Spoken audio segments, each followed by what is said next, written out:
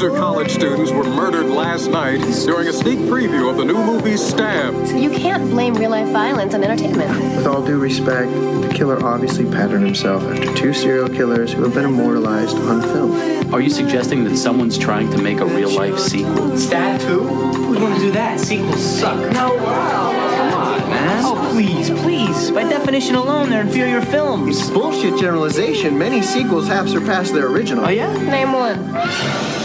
If there is some freaked out psycho trying to follow in Billy Loomis's footsteps, you probably already know.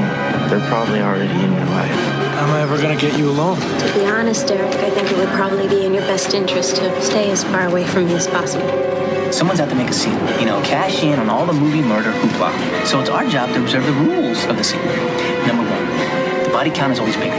Number 2, death scenes are always much more elaborate. More blood, more gore. Carnage, candy. Your core audience just expects it. I read what happened to your last cameraman. The guy got gutted. Now me, I'm gonna do what any rational human being would do, which is get the fuck out of here. First of all, he wasn't gutted. He made that up. His throat was slashed. Gail, gutted, slashed. The guy ain't in the union no more. Billy Loomis, what the fuck? Why not set your goals higher, huh? You want to be one of the big boys? Huh? Manson? Bundy? OJ?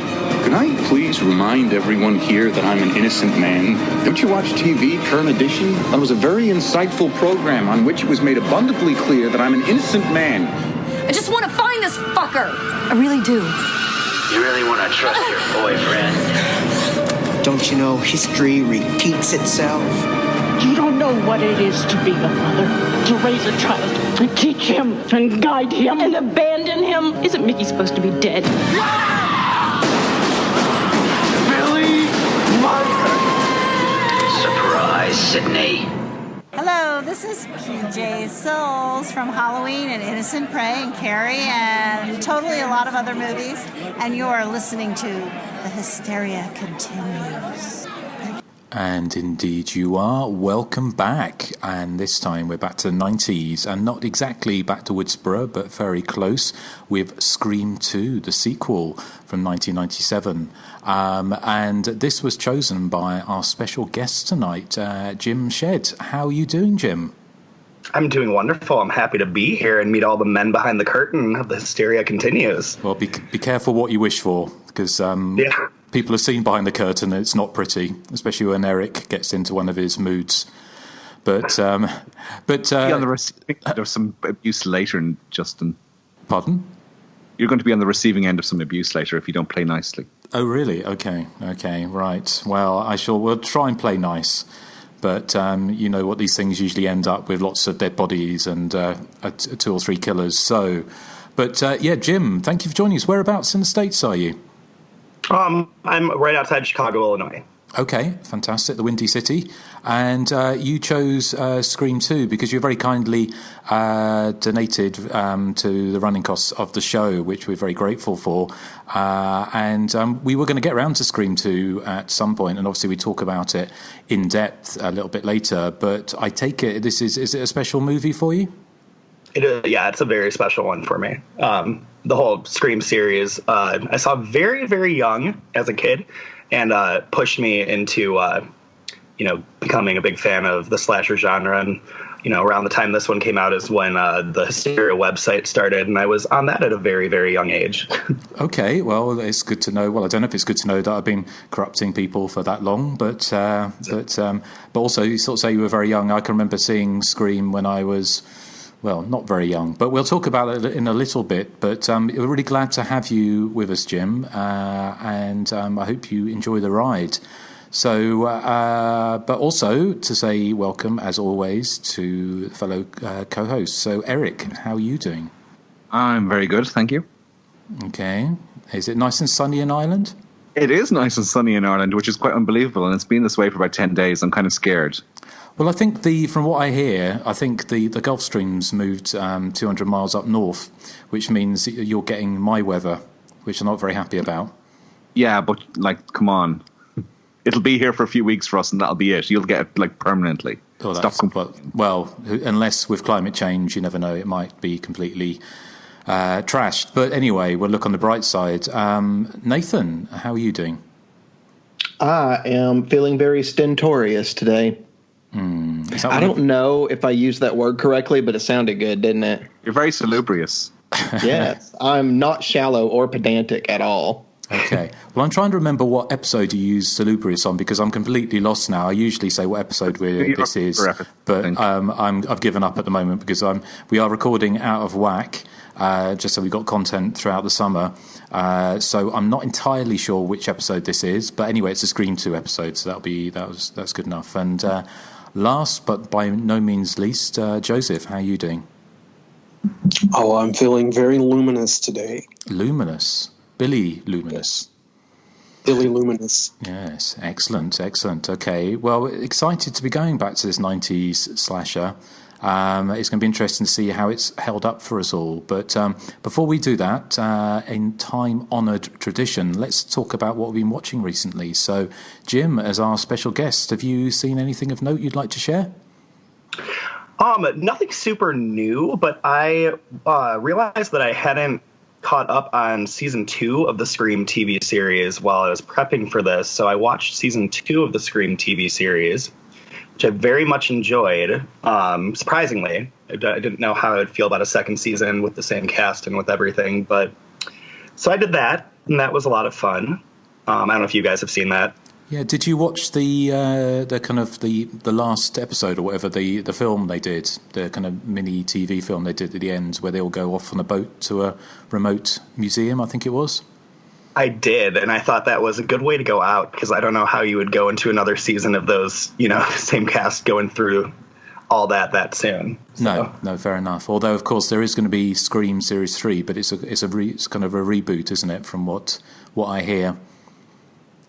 Yeah, it sounds like they're anthologizing it now, is the plan. Yeah, I think they apparently, well, I might be wrong, but I think they're bringing the original Scream mask back for the new TV series, because obviously the TV series of Series 1 and 2, for some reason they didn't use the mask, and I can't remember why.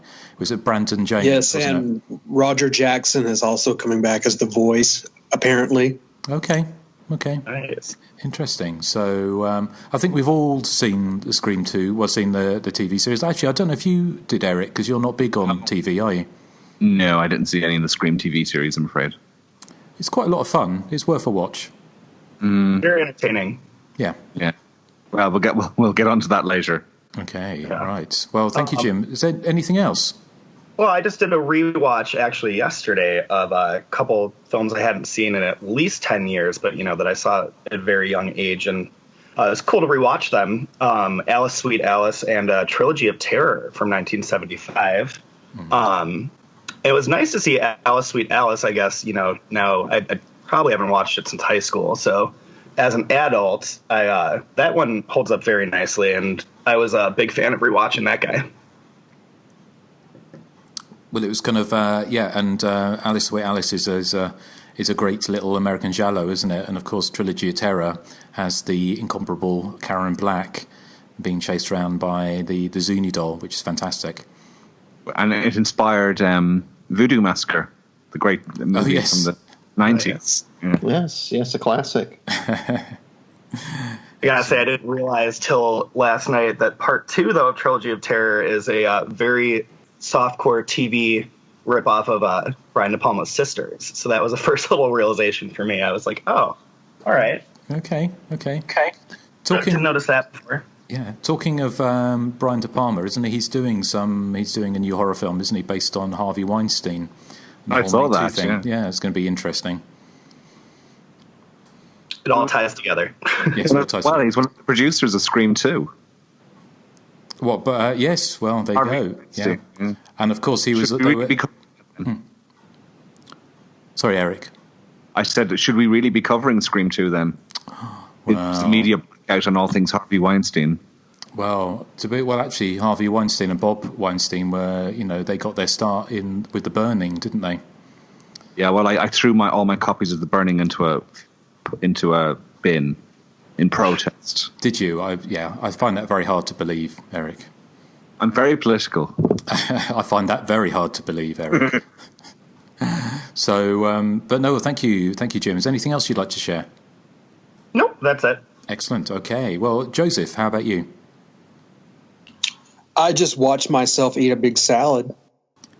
Ooh, was that good? Entertaining, was it? It was quite delicious. What happens at the end? I was full. That's what happened. Spoiler. It's a big spoiler. Yeah, big spoiler for you. No, we've recorded like recently, so I haven't really watched anything. Well, fair enough. Well, how about our resident salad dodger, Erik? What have you been watching? I like salads. Do you? It's just the only problem I have with them is you can't make friends with them. Joseph, you don't make friends with salad. Yeah. Sorry, it was just very catchy. Yeah. Justin obviously doesn't get this reference. Simpsons, no. Justin Simpson. Okay. Well, I never get them anyway, do I? So I watched one film since we last recorded, and it is one I've wanted to see for a while. It's a Luigi Cozzi film from 1989 called Paganini Horror.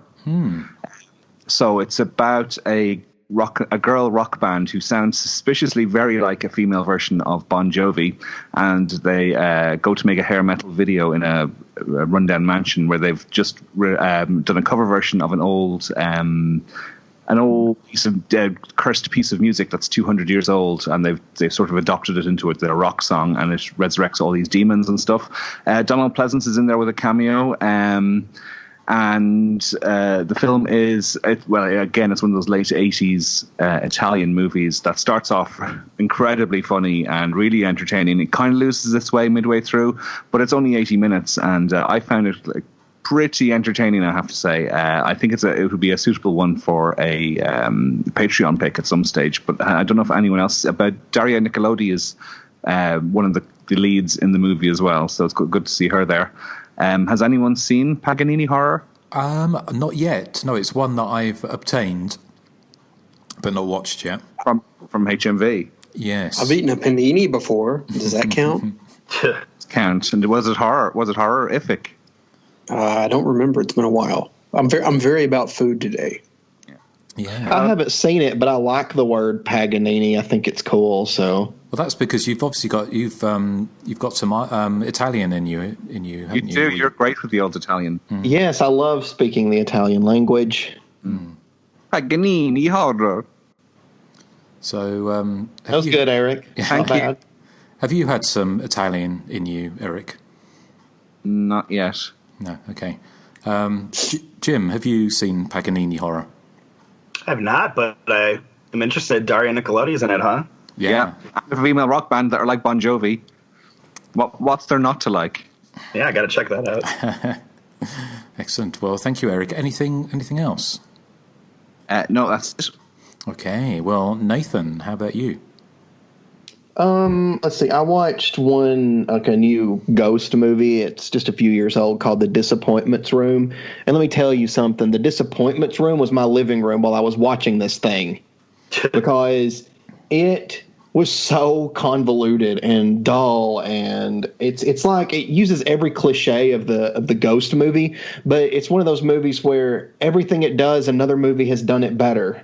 So it's just kind of meh, so very forgettable. I don't remember much about it, actually, right now. And actually, at the end, they had an opportunity to completely, do something that'd be so different, and they went with a cop-out ending.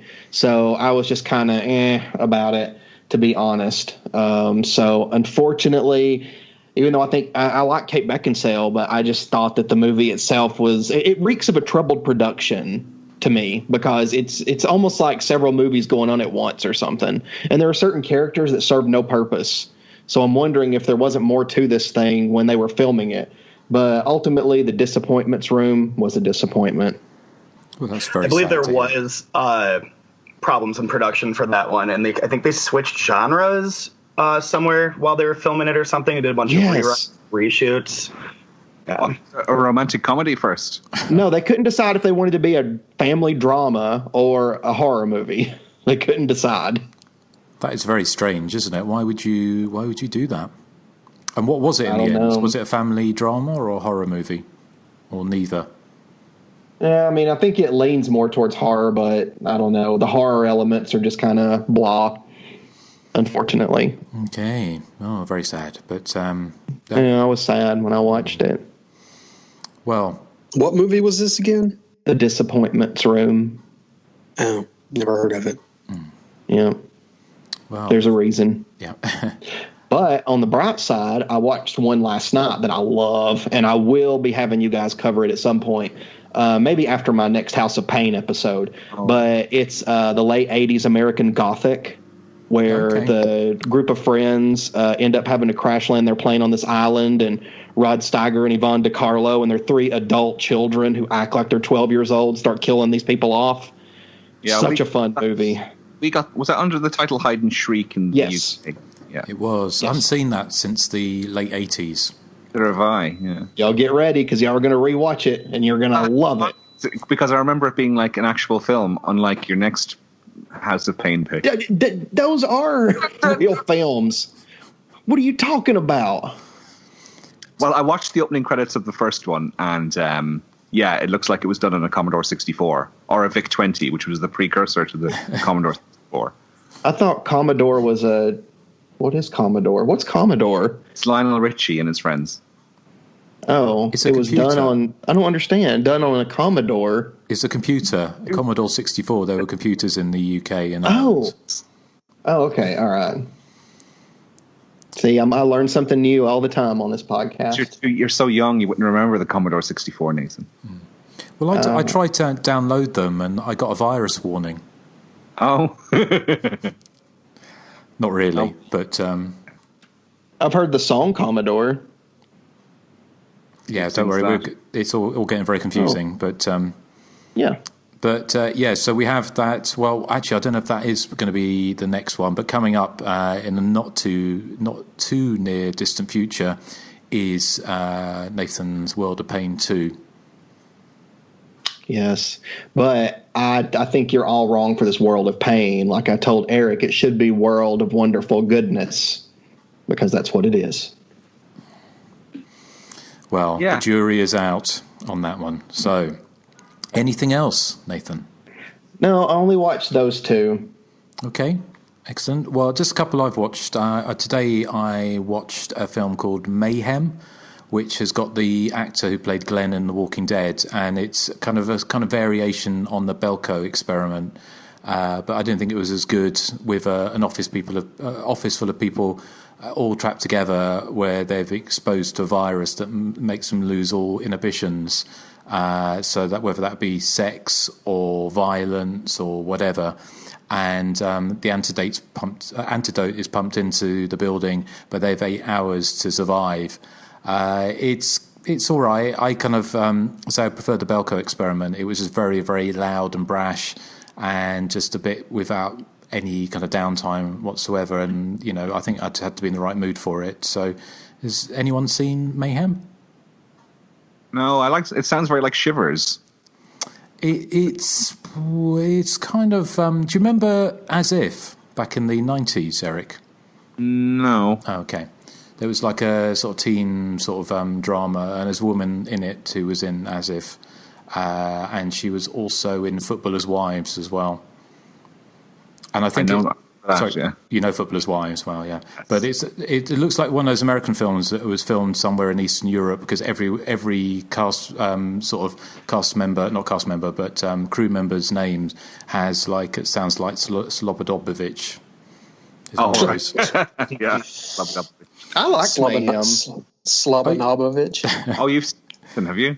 Yeah, I've seen it. I liked it. I thought it was really fast-paced and fun. I mean, not something that I probably rewatch a lot, or maybe I don't even know if I'd rewatch it. But for a one-time watch, I thought it was a lot of fun.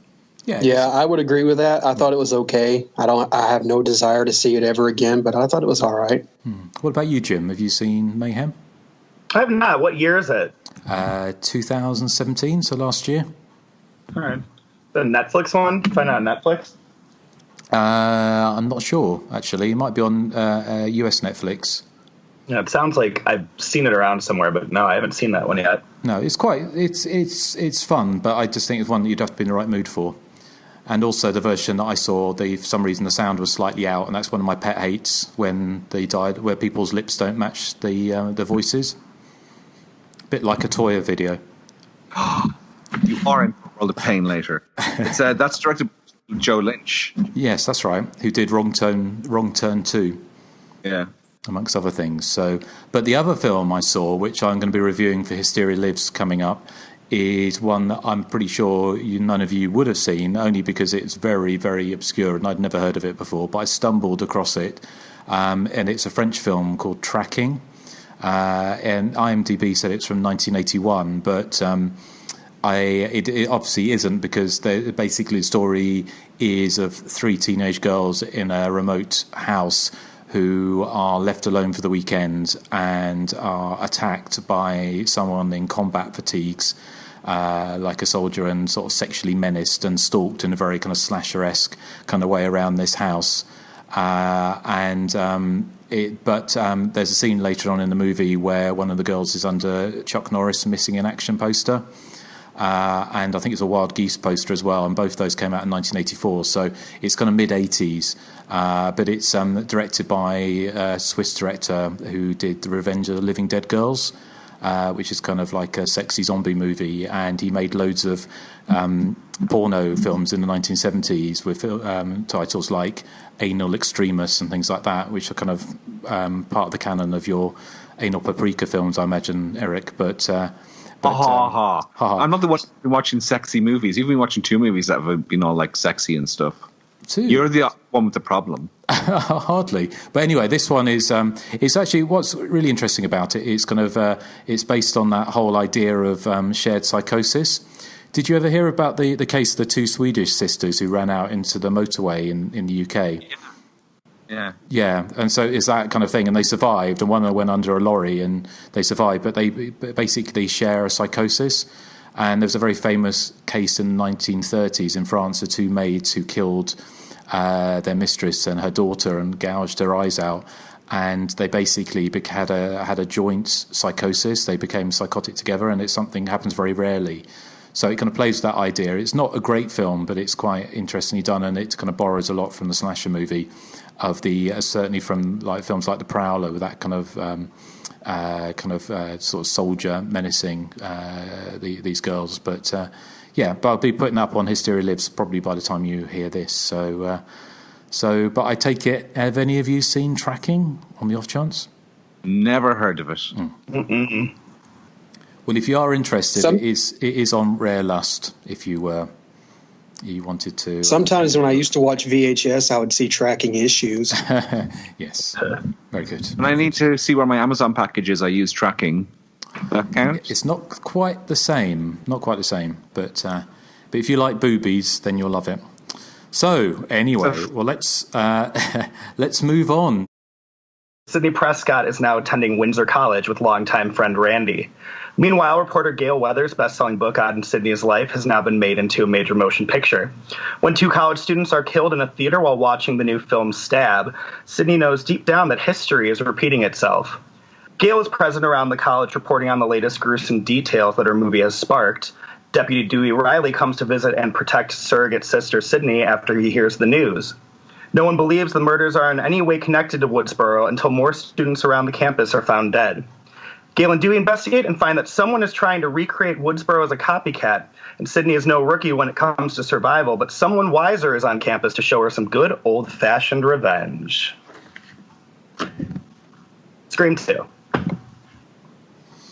Well, thank you, Jim. What did tell us about your relationship with Scream 2 and why you chose this movie? So I saw Scream, like I said, I was probably like 8 years old in the late 90s, real soon after it was released. And I shouldn't have seen it. I don't know how I saw it. I got, probably my older siblings, I got a VHS copy of it, and I watched it religiously. So I was super excited to see the sequel. And honestly, it's, in my opinion, it's my favorite, I think, slasher sequel that holds up really well. That's very rewatchable for me. And like I said earlier, the Scream series really propelled me at a very young age to get into, the slasher genre and really start renting and watching those 70s and 80s ones. And it's been big influence on my slasher fandom to this day. Excellent. And I can guess you're probably a bit younger than Nathan. We're certainly younger than the rest of us. But I mean, when you were watching the 70s and 80s slashers, how did you find them? If you sort of grew up on a kind of a diet of like the late 90s. Oh, I loved the 70s and 80s ones because they felt, retro in the late 90s, early 2000s. Black Christmas is all of yours is definitely probably my favorite slasher, and I saw that in junior high and have been obsessed with that since then. And I love the look of and the feel of the very atmospheric ones of the 70s and 80s. And I'm a huge Wes Craven fan. I think I saw Nightmare 1 around the same time, if not before I saw Scream. Well, it's kind of amazing actually. I was thought with the Scream films that he had so much energy for the films. As a kind of an older director, if you didn't know at the time, you would think it was some kind of young buck rather than a kind of seasoned pro. But it's a shame there will be no more Wes Craven movies. But at least we always have what he's given us so far. So it seems like he constantly redefined himself and kept following the times. And I think that a lot of people have said that in a retrospective to him, that he kept up with the times and just had really fresh stuff he was doing for the most part. Besides his duds like Cough Cough, My Soul to Take. I think I must be the only person who didn't mind that film, but which one? My Soul to Take. Oh yeah. Ugh. I have to rewatch it again and see. But I imagine Nathan must have a soft spot for that film. Well, I mean, I don't hate it. I don't know. Like, I love Wes Craven's movies, and it's just one of his weaker films. So it really disappointed me, I'm afraid, even though I do love Wes Craven's movies in general. Okay, well, let's move. We'll come back to you, Jim, and I'm sure we've got a lot more to say. But let's see, Nathan. Did Scream 2 hold up for you? Oh, absolutely, it did. I actually watched it a few months ago before we even were going to cover this. So I was like, oh, I'm going to watch it again, and I really, really enjoyed it. I saw it when I was a teenager, and I'd seen the first one when I was 16 in the theater, and absolutely loved it. And so when the sequel came out, I had to go see it. I went and saw it opening night. It was just great. And I don't know, I just had so much fun watching it. I never get tired of it. I love all the characters. I love the soundtrack. That was my kind of music back in the day. It still is. But yeah, I loved it. And I don't know, Scream 2 is just a really great sequel. I mean, when I first watched it, I was a little upset at one of the characters' deaths. But I mean, now I'm, fine with it. It's just kind of the way it goes, I guess. You have a track record of being fine with characters' deaths in horror movies. Yes, absolutely. But, I mean, that's just the way I am. How do you think Randy's parents would have coped? I think they'd have been very upset. And think about his sister. Yeah. Let's all take a little moment to have a think. Anyway, yeah, so a moment of silence. But anyway, yeah, Scream 2 is great. I love Gail's chase scene. I think Laurie Metcalf is amazing in this movie, like especially at the end when she's chewing up the scenery like crazy. It's just so much fun to watch. I mean, I really can't think of much negative to say about it. I mean, there's really no real negatives for me. It's great. It's very fast paced. Just goes by very quickly. Great opening scene too in the theater. That was awesome. I also liked when they kind of mimicked it in Scary Movie. That's a different story. But overall, great movie. And I actually did not guess the killer or killers right in this one, which is ridiculous in hindsight because I totally should have, but I didn't. But I'm not good at that. Well, what about our resident person who always guesses the killer, Joseph? Did Scream 2 stand up for you? Yeah, it's probably my favorite of the four films. Mirroring the opening scene, I saw it at a midnight sneak peek, and there were news crews there, along with several people, wearing that iconic ghost mask. And it was just a really wild theater experience. And watching it again to prepare for the show, I was pretty surprised how well it held up, considering, how hideously dated some of the fashion and dialogue is. I actually don't imagine it playing, theatrically as well these days with all the recent and kind of semi-recent violent events having taken place in movie theaters. So it's definitely a plus catching it during, I guess you'd call them less chaotic times. 21 years ago or so? Wow. Anyway, I think Scream 2 has a bit of a mean streak that the first film is kind of lacking. It doesn't have the, honor of being as fresh considering it is a sequel. But I like the fact that it simultaneously deconstructs the quality aspect of sequels while pretty much being the very same thing it mocks.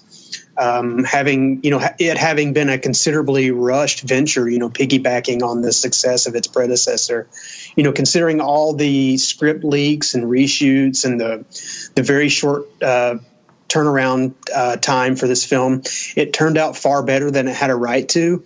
And I think the film also has one of the very best suspense sequences of any slasher film, with Sidney and Hallie trapped in the police car with the unconscious killer. Moreover, I think the killing of Randy was pretty ballsy, and I kind of wish that trend would have continued on in Scream 3 and 4 with perhaps killing Sidney, Gale, and Dewey. I thought their characters pretty much kind of remain the same-ish throughout, and they're kind of equipped with the unfortunate plot armor, so there's really no suspense surrounding those characters because you know they're going to live. I kind of wish one of them or all of them would have died or had been in some kind of I guess more danger than what they are in the subsequent films. But as far as the reveal of the murderers here, I did guess both correctly, though when Mickey was revealed, the company with me during the initial watch, they had a "who is that guy" kind of gasp, and I had to remind them who he was. I guess that's kind of understandable considering Mickey disappears halfway through the movie and wasn't given much character development to begin with. I think there's some clips on YouTube that suggest he had a much larger role, but I imagine with the running time already hovering around the 2-hour mark, some stuff needed to be excised. But character development for one of the killers, I don't think that was a great idea to cut. Anyway, I thought he and Mrs. Loomis were easily my two favorite killers for both having great and ridiculous motives. Mickey's just crazy, and I like the stabs they take at cinematic violence, being the catalyst for psychotic behavior. It's a stance I disagree with in a real life sense, of course, but it makes for an amusing motive for a masked killer. His line about the Christian Coalition paying his legal fees always cracks me up. And, of course, Mrs. Loomis has that deliciously cheesy, kind of familial connection to Billy from the first film, along with those kabuki-like, histrionics she engages in. I guessed her based on the law of famous actors in thankless roles. When a recognizable actor or actress is wandering around a murder mystery with absolutely no reason to be there, chances are high they will turn out to be the killer. So I did guess her, though I did not guess she was Billy's mother. So that was kind of a nice little shock. Also, I think Scream 2 is probably the most cold-blooded moment in the entire series when Mickey is kind of falsely sharing the blame with Derek when he's kind of hung up on that cross, and then he just coldly shoots him right in front of Sidney. I thought that was just, very just kind of shocking. Though for Derek singing that awful song during that cafeteria sequence, I guess he kind of had it coming. But yeah, thumbs up for me still after all these years. I quite enjoyed going back to it. Great. Okay. Sorry, I've lost track. Was it Erik we haven't spoken to? Yes, me. I'm the one on the podcast who's not as crazy about the Scream series as the rest of you. I mean, I do like parts of them. I wasn't crazy about the first one. Part 2, like Joseph and Jim have said, is definitely my favorite in the series. I saw this in the cinemas when it came out, and it was one of the best theatrical experiences. It was a full house, and everyone was really into the film, which is a nice pleasant change. It was pre-mobile phone days, so there was no distractions. So I went to see it twice actually in the cinemas when it opened first. Loved it both times. I bought the DVD when it first came out, and Justin, I don't know if you remember when Region 2 DVDs used to list special features as being interactive menus and scene access. Oh yes, They're the only two special features on this DVD I have. It's not even anamorphic. It's non-anamorphic widescreen. That's how old this DVD is, 1998, 1999, I think. Now, I haven't watched the film in probably 18 or 19 years. So this was my first time watching it in quite a long time. And I do still like the film. I'm going to say some negative things. And unlike Nathan, I do have some negative things to say about the film. But I just want you to know that on the whole, I do quite like the film. When it comes to the sort of these, what I think you termed, Justin, trendy horror of the late 90s, I much prefer the Last Summer movies and the Urban Legend movies. I think they're not trying as hard to be clever, and they're a bit more silly and a bit more Scooby-Dooey for my liking. The things that bother me about Scream 2 are primarily it's Kevin Williamson's dialogue. It worked at the time, but I find it quite grating now. And you know, it's the reason why I can't even look at things like My So-Called Life or Dawson's Creek, because I just can't stand that sort of dialogue, especially in the film class scene in the movie. I find it. I just find it quite smug.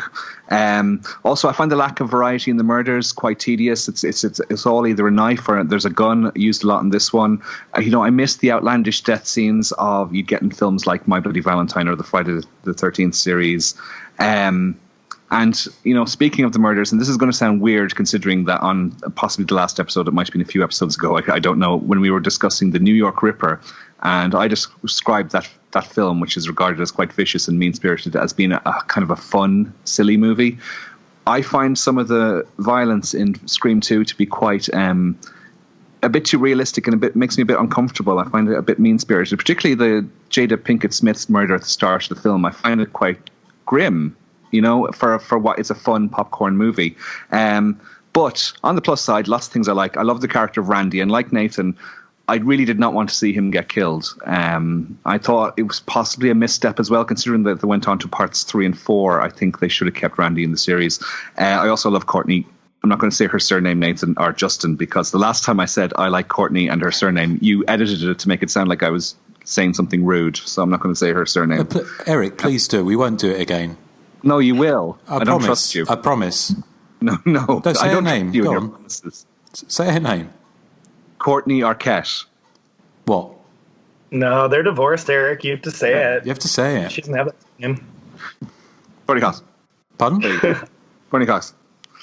So there, try and edit that one, Justin. The standouts for me are the two Delta Lambda characters, Portia de Rossi and Rebecca Gayheart. I think they are brilliant in it. They're in it too little, in my opinion. They should have had bigger roles because they are really great fun. I'd love to see a spin-off movie of those two, because people like the character Sydney I find a bit dreary. Dewey I'm not really into. Cotton Weary I've no interest in. And Derek, played by Jerry O'Connell, who was born the exact same day as me. Lucky him. I find them a bit, as I said, dreary and a bit drab to watch. But I do love, as I said, Randy and the lady from Friends, and also the cameo by Tori Spelling, I think, is genius. She's playing the character of Sydney in the movie Stab, and her scene with Luke Wilson is one of the highlights of the film for me. I think all the recreations in the movie Stab are great fun. And I also loved Mrs. Loomis, as you said, channeling Mrs. Voorhees at the end of the movie. And I think there's some great suspense sequences in it, particularly when Gail is in the sound studio and she's hiding behind all the sound blocking stuff. There you go. I'm sorry if I'm getting too technical. I also like that scene where the girls are trying to escape from the car and they have to climb over the killer to get out of the driver's side window. Thought that was all really suspenseful and it worked really well. And I remember it working really well in the cinema as well. So lots and lots to like. I just would have liked possibly maybe a bit more variety in the murder scenes, a bit more screen time for characters I liked, like Randy and the sorority girls. But overall, I'd still say it's a solid 7 out of 10 and definitely my favourite of the Scream series. Okay, well, thank you, Eric. And anyway, I can go back and dig out your cocks. Just like, I'm not even going to say it with your name in it because you'll still edit it. Eric, what do you take me for? Sorry? Mm-hmm. What do you take me for? Talk. I take you for a tuppenny. Yeah. Anyway, moving on. Scream 2, I remember seeing this at the cinema. In fact, I think we talked about this before, but back in 1997, or just before, while the whole hoopla was going on. I think Scream 2 was probably one of the very first movies where the internet was alight with rumour and counter-rumour about this film, and I'm sure we'll get, when we get some background, we can talk a bit about that. But I remember going up to a university and using a friend's computer before I had internet at home, and looking up all the rumours and various things about Scream 2. So there was a lot of anticipation for this movie, and I had as good time with it at the cinema as I did with the first Scream movie. I thought it was a lot of fun, and I think it stood up. I mean, the fact is that Wes Craven is such a consummate professional and such a good director of this kind of thing, that some of the suspense sequences work really, really well. You know, with the Sarah Michelle Gellar's murder, and especially Courtney Cox's chase scene in the sound studio, I think work really, really well. I think the opening sequence, which obviously is based off the opening sequence in He Knows You're Alone, and also has that kind of William Castle vibe, which we didn't really get. I mean, Joseph, you kind of described seeing the kind of like everyone having the masks and things like that, like a preview screening, but I never went to cinema in the UK where you had that kind of wild vibe, people dressing up. I think they may have done with Rocky Horror Picture Show and things like that at some point, but not in a kind of a normal screening as such. But it had that kind of William Castle vibe. It's kind of very over the top, and it was kind of cruel, but it's kind of interesting that it was playing around that whole idea of, one of the killer's motivation is about, I'm going to blame the movies. And of course, growing up in the 1980s in the UK, and whole video nasty things, and there was people constantly blaming antisocial behaviour and violence on people watching video nasties and movies, and we're seeing a kind of similar thing in the United States at the moment of blaming, not blaming guns, but blaming video games and violent movies, and same thing. It's the same thing over and over again. But also, as you were saying, Joseph, it was kind of it feels slightly naive in some ways, given the more recent or over the last few years kind of real life violence in cinemas in the States. So. But having said that, I think it still works. I like the dialogue. It's a time period. It's a timepiece now. It's not gonna, it's not going to ring true to people watching it today. But I think in 10 or 20 years' time, again, it will be even more fun to watch that. The one thing I found a bit, it's when they get into the whole thing. With Neve Campbell in the theatre, which I know they kind of shoehorn this kind of theatre aspect in the last 30 minutes, where it wasn't even mentioned, I don't think, anywhere up until that point. And then you have this kind of ridiculous set with real rocks or real bricks and stuff, these massive temple bricks, which you would never get in a kind of a university stage show. But then I guess all part of the fun. I thought that the whole scene, I kind of liked the idea of the kind of the Greek tragedy and her being menaced in that, and I know that was kind of Wes Craven's he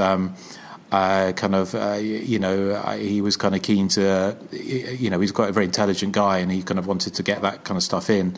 But I don't know, theatres and slashers like Stage Fright and both the Stage Frights and a number of other movies that utilise the theatre setting really well.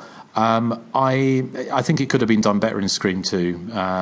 Some proper chases around the back of all the kind of dressing rooms and things like that, and that wasn't done. But overall, I really enjoyed the movie. I still think it's a lot of fun.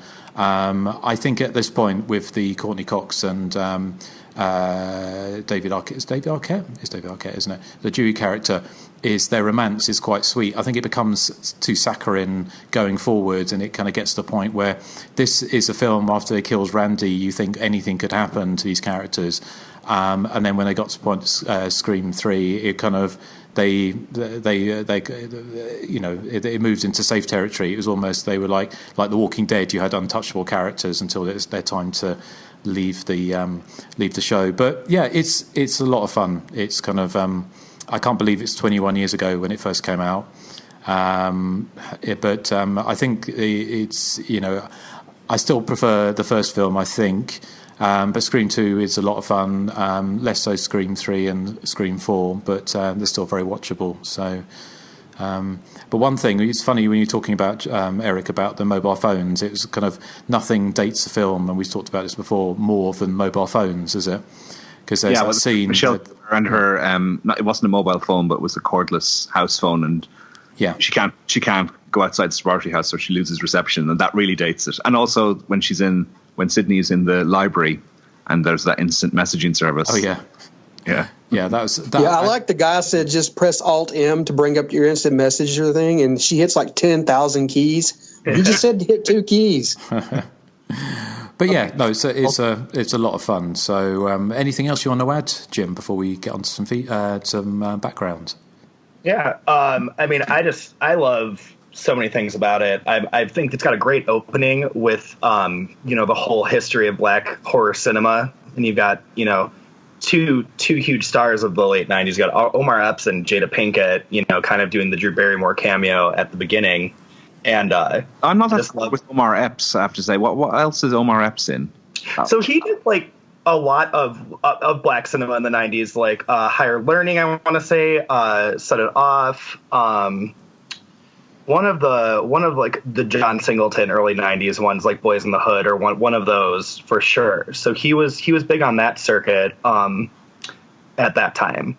But so their cameos basically were just, in reference to that. And I think that, and I love that she gives the whole history of it, and then they're killed off, in the first 12 minutes of the film. And then, minus Elise Neal, there's no real, well, I guess in Joel the cameraman, there's not a whole lot of diversity amongst the cast after that. Something that I don't know would play as well now as it did then, but I think it's nice little. I don't quite agree with her dialogue where she says the horror genre is historical for excluding the African-American element. I can think of about 100 horror films that have a lot of black people in them. But, it is what it is. See, I took it more as they're not going to, be in the third act. That they're not going to make it to the third act. And there they go in the prologue to the whole film. But, like you said, Justin, real nice homage to He Knows You're Alone at the beginning. There's a little Black Christmas reference in the stall that has always bothered me on a second watch to this day, because it totally sounds like Timothy Olyphant, like at a second watch. So it kind of gives away, one of the killers there. Voice coming from the toilet stall. Yeah, and he's not using the voice changer and stuff. So that's always bothered me a little bit. I love Laurie Metcalf as Mrs. Loomis. I think she's phenomenal. She's also from my alma mater, so we both were in the same theater department at one point, so I'm just big fan of hers. And that said, so I've got my degree in theater directing, so I love, and Wes Craven was famous for this, like bringing in the whole Greek Aeschylus tragedy of, was it Agamemnon and whatnot, with Cassandra, and tying that into Sydney's life. And the Easter egg also, that play, is all about like familial tragedy and revenge, and that ties into Mrs. Loomis and Billy. So in hindsight, that's fun little Easter egg. He also does some with the Mickey character. It's like Lago from one of the Shakespearean plays, where he basically definitely kind of cast suspicion on other people, like the moment where he's telling Sydney, like, why would anyone go back in that house? And then later in the cafeteria, he's like, has anyone checked out Randy? I think Wes Craven was trying to draw some parallels there with that character. Yeah. I think he says that in one of his commentaries, right? Or whatever, Iago from Othello. Yeah, that's it. The film, it has one of my favorite lines of the series that I use in my day-to-day life, much not to people's appreciation, but when I find people being a little whiny or, putting their opinion where it doesn't belong, I love the good, check your conscience at the door, sweetie, we're not here to be loved, from Gail Weathers. Just keep your opinions in your pocket. Yeah. Is that what he says in The Room, Joseph? Yeah, something like that. Something like that, yeah. The film's very, very meta. Before, we got into, where we're at with everything being meta these days. And it's crazy to me too, how they just, do it inside their Woodsboro world with the whole Tori Spelling comment from the first one. But then you also have Sarah Michelle Gellar watching Party of Five while she's on the phone with Selma Blair. and Neve Campbell and Jennifer Love Hewitt were the stars of Party of Five, and that's what she's referring to. So it almost beats you in the head with how meta they're trying to be with things, but it's I always found that fun. I love the score, which I've got in some background stuff later too, but the score I think is absolutely great. And then I find it. Sorry, go ahead. Sorry, I was just going to say I find it interesting that Stab is based on a true story where all the people involved in this true story are still alive, and it's quite recent, and yet it's being marketed as a kind of this trashy horror picture where the premiere has loads of people dressed up as Ghostface waving masks. Yeah. So how insensitive can you be? It's very insensitive. Well, and I actually wrote that down too. I love that girl at the popcorn stand who has what we're kind of thinking there, what you just said, where she's like, I'm not going back in there. This is based off of something that happened 2 years ago where a bunch of kids were killed. I'm not going back in the theater. Minus 1 point for exposition. Yeah, right. But none of Sydney and Dewey and all them, they don't seem to care that the film is kind of a trashy, based on their true lives. It doesn't seem to upset them in any way. Yeah, only Sydney, right? Only slightly though. I love the Randy's list of college film references, because being super young when I saw that sent me to the video store to rent them all. So I got to see House on Sorority Road, Dorm That Dripped Blood, Splatter University, and Showgirls. After all those references, Showgirls is one of my favorites. Showgirls is amazing. Oh, Showgirls is great. You guys should cover Showgirls on one of your casts. We should do a Patreon. A Patreon one. It would suit it, definitely. Fantastic. Oh, absolutely. There's some great Baskin-Robbins Dunkin' Donuts product placement in the film. I didn't notice any Baskin-Robbins or Dunkin' Donuts product. Yeah, they're sitting at Baskin-Robbins is where Randy and Dewey have their sequel conversation. They both got shake cups. You see, I'm too distracted by the lovely Tory spelling in that scene. So yeah. And Joel is the one with the donuts, I believe. Yep. Got the Dunkin' Donuts box. And then my last big thought on it, which I thought was interesting, and I have thought about recently too, the copycat plot line. A lot of fans of the series and fans of the of Scream 2 really feel like that plot line was abandoned, and they consider it as like a goof a lot. Where I just kind of took it like, ideally Mickey was supposed to be the only one who was caught at the end. He was supposed to have no real motive except that he was trying to be a copycat. But there's a lot I remember back in the forum days and whatnot of like IMDb and all these other sites that people were really bothered by the fact that the copycat plotline never came back into the third act of the film. But it doesn't really bother me. I was curious if it bothered any of you guys. Well, I mean, if we're getting into some background, I mean, I was reading about the kind of discussion about whether or not originally there were meant to be 4 killers, and then Kevin Williamson. That's absurd, Justin Kurzweil. Well, no, and then Kevin Williamson said that they put out loads of fake endings to try and put people off, but then there was all the talk about it being rewritten very. Lots of being rewritten very quickly, and actors only getting their scenes like a day or so before, and the people who were involved in the ending only, so all that kind of thing. And I don't know if you, as an aficionado of the film, Jim, what was your take on that? Do you think there was an original? I think on Wikipedia, which I know is Nathan's favourite reference point. Is that no, IMDb. Okay, well, fair enough. It's IMDb. Yeah, you got that wrong, Justin. Well, it said here, it said that there were going to be 4 different killers. There's going to be Derek, Hallie, Cotton Weary, and Mrs. Loomis. So, which ones were Derek and Hallie? Was Derek was the Jerry O'Connell, and Hallie is a In the original script that was leaked, Derek was a film student, and Hallie was his girlfriend. Cotton only became a killer after everyone else was dead. He just decided, hey, I'm gonna fuck up Sydney's life since she sent me to jail. So that's basically how it ended. It was basically, the 3 main killers were, disposed of, and then he just had a change of heart from saving Sydney to trying to kill her at the end. Right. That's the one that leaked onto the internet, and then they changed it. Yeah, that's correct. And on that, the only little note left out of that is that, Cotton, after the first three were disposed of, like you said, Cotton decides, he wants to turn on Sydney for that reason, that she, effed him over. And also he wants kind of to be the lone survivor, kind of like what they recycled at the end of Scream 4. And he kills Gale. So Gale died in the original script as well. No. Yeah. That script has to be floating around somewhere. I read it years ago online, but I'm sure it's somewhere archived somewhere in the killers. Like even for you go to simdb.com. That's like the script Internet Movie Database. I think it's on there. Oh, I never even knew that existed.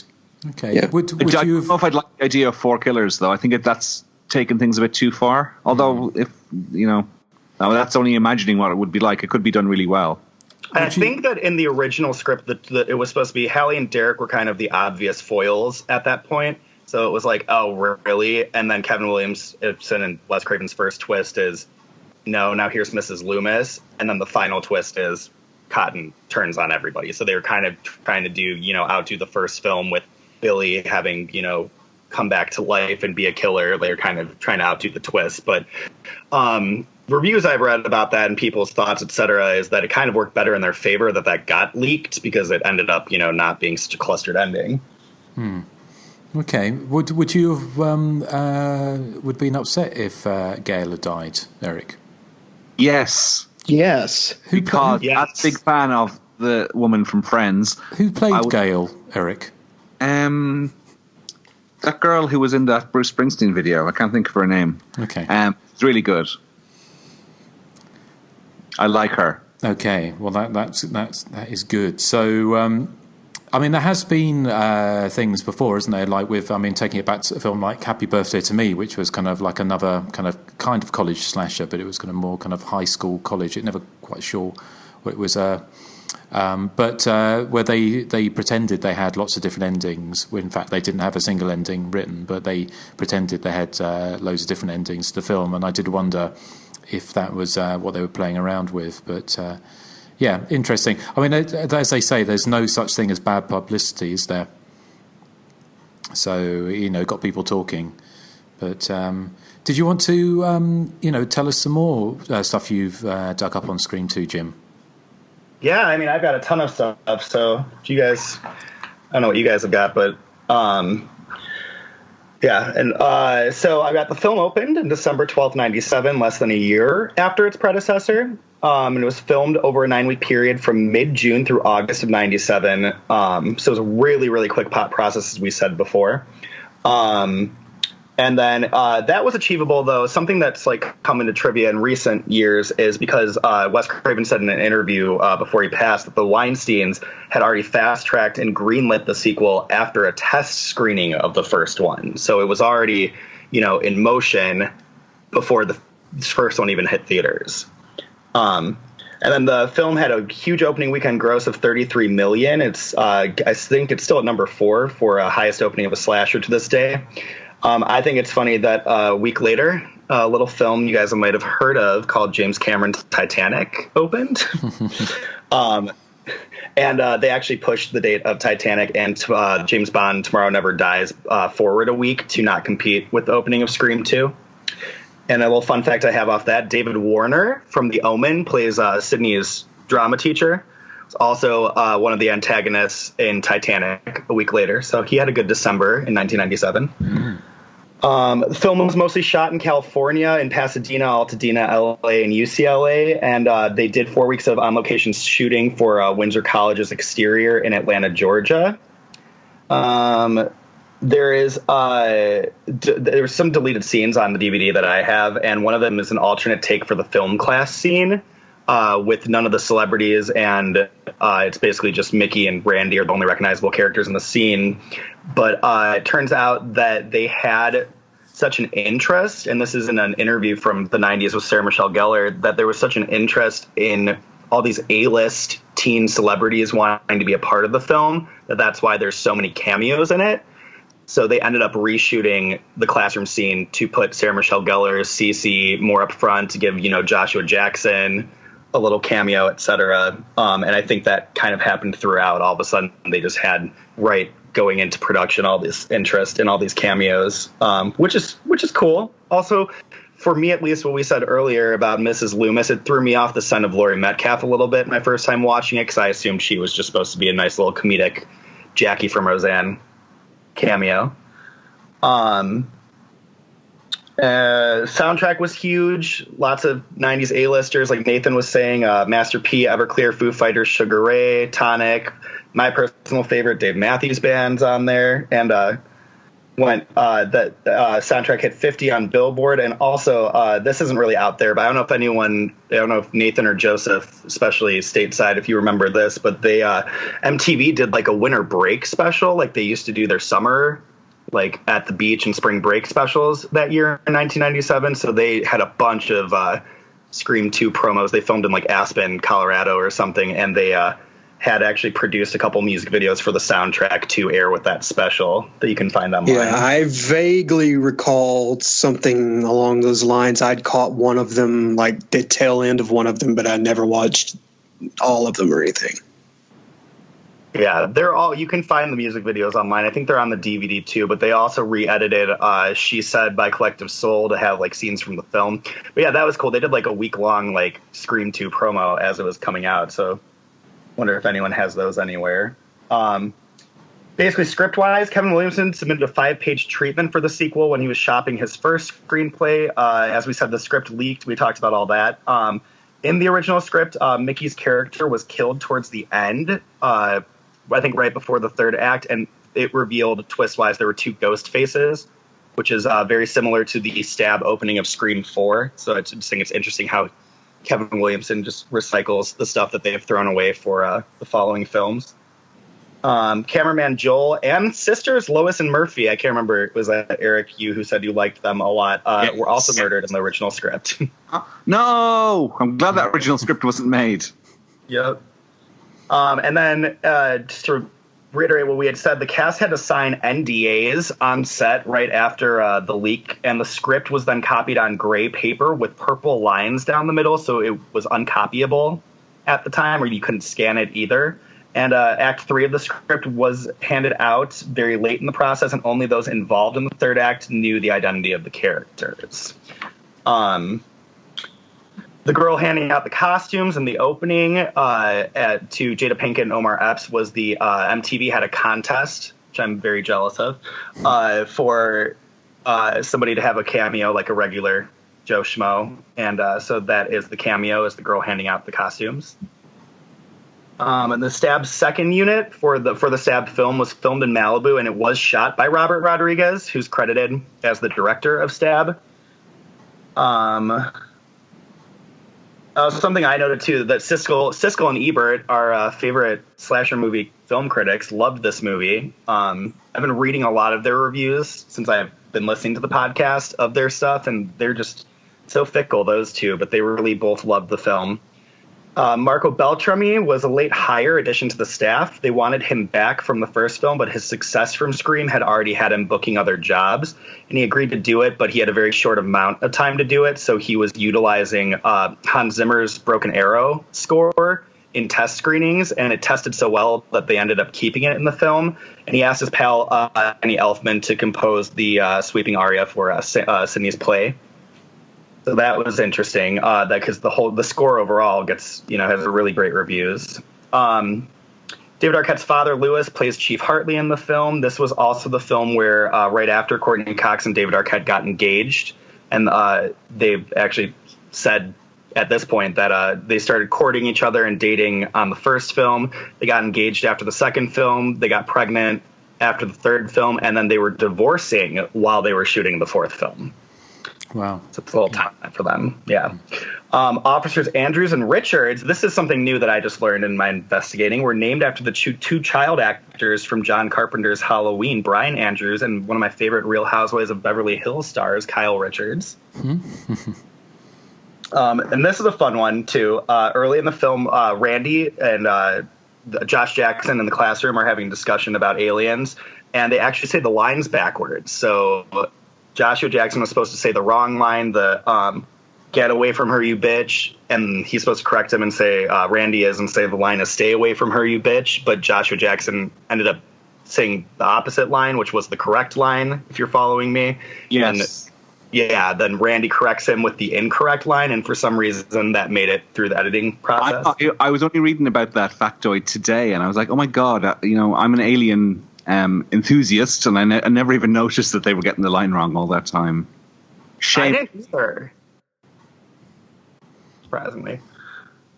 The film went to the MPAA 8 times before it received an R rating, and I thought this was a super cool Wes Craven fact. He actually inserted more and filmed more gore shots because of his history through the 80s and 90s with the MPAA. He was like hoping that they would make him cut back and that he could eventually submit the gore cuts he wanted to do for the R rating, which actually worked in his favor. So he was pretty smart, that Mr. Craven. And then Matthew Lillard, who plays Killer Stu in the first film, he's a background extra in the fraternity party scene. Kevin Williamson, who's the screenwriter, is the man interviewing Cotton on the talk show. And Wes Craven plays a doctor when Derek is in the hospital receiving his stitches. And the last thing I've got that was completely new to me, I was seeing this in various places, was that the film was supposed to take place in Ohio, which I never knew, which is also super random that they chose Ohio as the state since they didn't film there or anything. And so I was like investigating, trying to figure out like who came up with this idea that it was in Ohio. And I guess that there's license plates, and the opening reporter has an Ohio thing on his microphone, and the area code on Sydney's caller ID is an Ohio area code. But I'm fascinated as to why they chose Ohio as their locale for Windsor College. And that's all I got. Well, that's quite a lot. So thank you very much, Jim. So, well, that's going to be hard to top. So, Nathan, what have you got for us?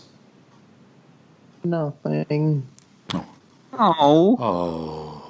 Actually, wait, I do have something. Okay. So, you guys know that Timothy Oliphant is on that show Santa Clarita Diet. And he's in it with Drew Barrymore. Well, I saw an interview with them where they kept talking about Timothy Oliphant in Scream 2, and they went on for a while, and then out of nowhere, Drew Barrymore goes, "Well, you guys know I was in Scream 1, right?" I thought that was actually kind of funny because she is the iconic victim in Part 1. Well, thank you. Well, that's That's all I got. No, that's very good. Thank you very much. Joseph, how about you? Have you got anything for us? He read pretty much everything I have, except Officer Richards was actually Skeet Ulrich's stuntman in the original film. He did the tumble down the stairs sequence. When Scream 2 was in production, I actually remember the very first image they released from behind the scenes was an image of Ghostface standing near a college bell tower, and on several forums I was on, many of us kind of lamented that the stunt person under the garb looked pregnant, which kind of caused myself and other individuals to inadvertently kind of guess the gender of the killer. I thought that was amusing. We said, "Is that a woman? Because she looks pregnant." And then one of the killers does turn out to be a woman. But that's pretty much all I have left from all the stuff that everyone else has already read out. So. Well, excellent. Well, thank you. Eric, have you got any tidbits for us?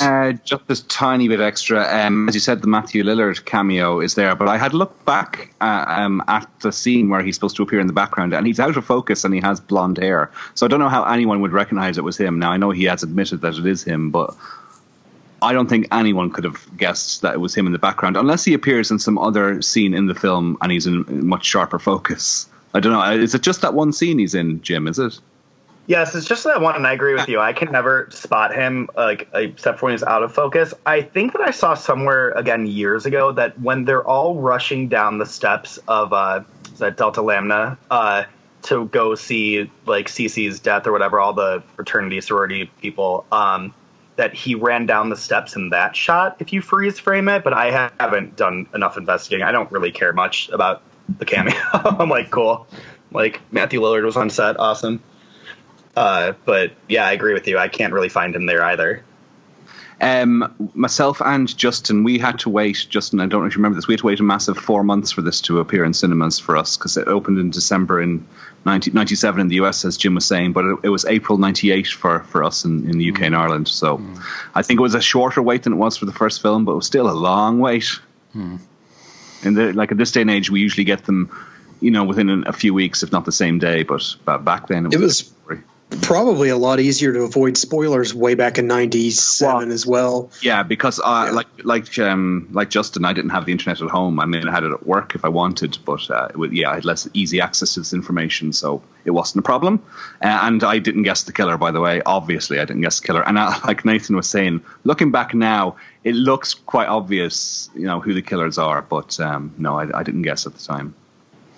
And I can't even remember who the killer is in Scream 3. So if I sat down to watch Scream 3 now, I'm pretty sure I would not guess who the killer is. It's very obvious who the killer is in Scream 3. Okay. I didn't get it right.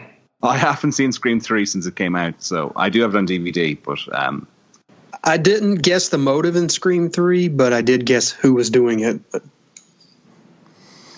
Right. Well, so there you go.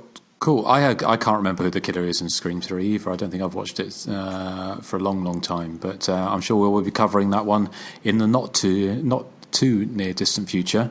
I think everything's been covered apart from, obviously, I mean, I may be repeating what's already been said, but obviously some of the alumni in this went onto or were at the same time kind of involved in slasher movies, and obviously Rebecca Gayheart and what was his name, Joshua Jackson, were obviously had much bigger roles in Urban Legend, and obviously Sarah Michelle Gellar. I think she just finished filming I Know What You Did Last Summer, hadn't she, when she did her cameo in this.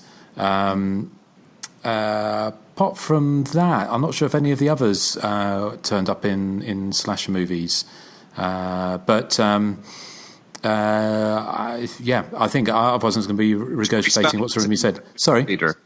I said Tori Spelling was in Death of a Cheerleader, which is kind of a slasher movie. Okay. Well, are we stretching there a little bit? What's the alternate title of that again, Nathan? It's a killer. Is it a killer among friends? No, it's not a killer among friends. It's something like that, though. But Death of a Cheerleader is the better title. I know that. Cool. You're so smart and funny and confident. Or something. Yes.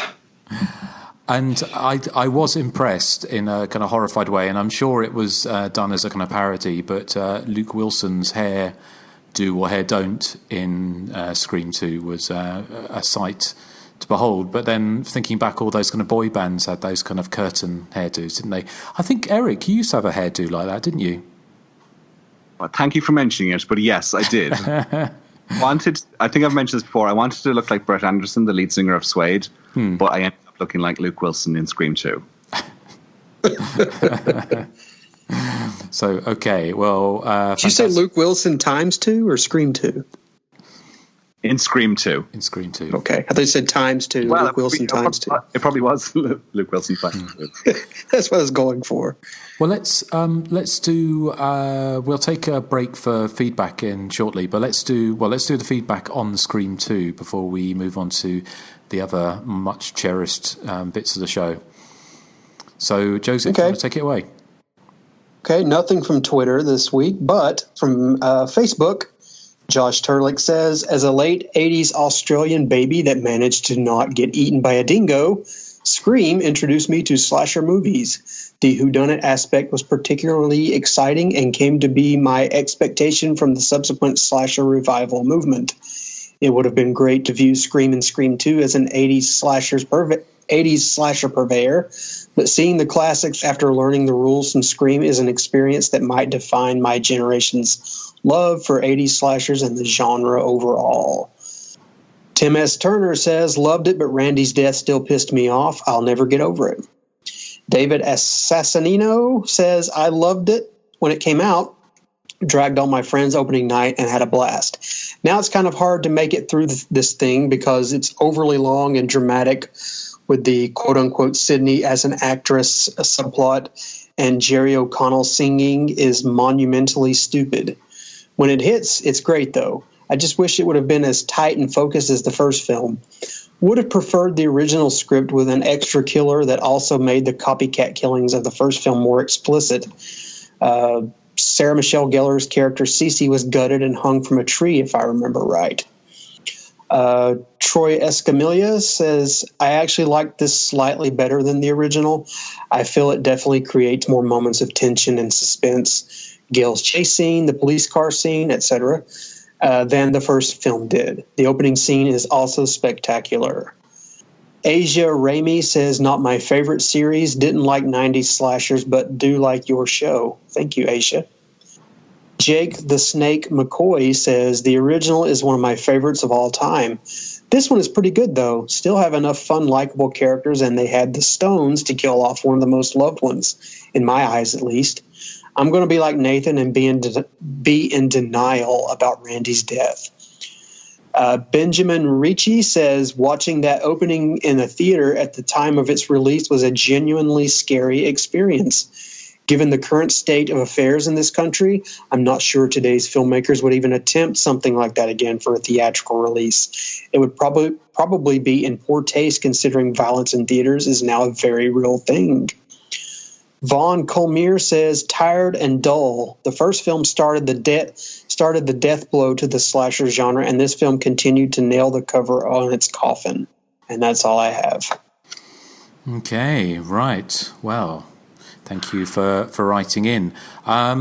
Let's just take a quick break now, just to tell you how to get in contact with the show, and we will be back just after this.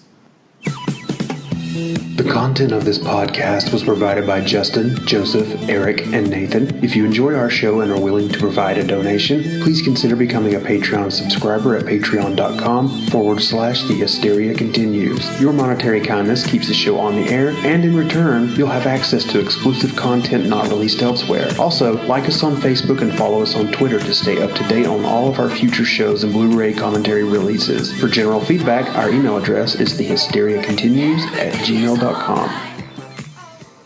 Yes, so please, yes, if you enjoy the show, support us on Patreon. We've got some great shows coming up. We talk about mostly horror, but non-slasher-rated movies, and it's building up quite a little bank of them, aren't we? So if you join the Patreon, you get access to all our things, and there's some quite disgraceful things being said by people like Erik. So X-rated dirty talk. Hang on, you're the one of the X-rated dirty cat talk in the latest one we recorded it. Well, yeah, actually talking. Related. Well, yes. Well, talking of cat, he's on my lap at the moment. He's being very good, aren't you? He's not being very chatty today. You know what I'm curious about? I'm curious if Erik has a good joke of the week. Yeah. Are you?